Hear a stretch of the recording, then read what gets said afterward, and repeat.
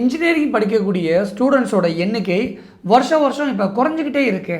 அதுக்கு என்ன காரணம்? ஒருவேளை சினிமாவில் காமெடி சீன்ஸ் எல்லாம் இன்ஜினியரிங் படிச்சுட்டு சும்மா தான் உட்காந்துருக்கேன் அப்படின்னு சொன்ன விஷயங்கள் தான் காரணமா?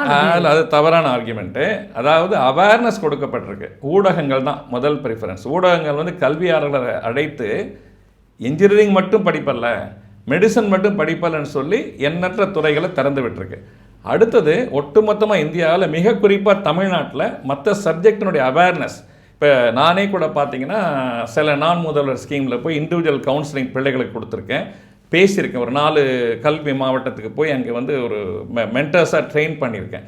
அங்கே இருக்கும்போது பார்த்தீங்கன்னா இந்த விழிப்புணர்வுடைய உச்சக்கட்டம், அதாவது இன்ஜினியரிங் இதை தாண்டி லா இருக்குது, ஃபேஷன் டெக்னாலஜி இருக்குது, மெரைன் இருக்குது, டிஃபென்ஸ் என்டிஏ இருக்குது, டிசைனிங் இருக்குது அப்படின்னு நம்ம வந்து திறந்து விட்டுருக்கோம். அப்போ என்ன ஆகுது, ஓஹோ இங்கெல்லாம் போகலாமேன்னு சொல்லி அவங்க மடைமாற்றி போகிறாங்க. அது ஆரோக்கியமான விஷயம்.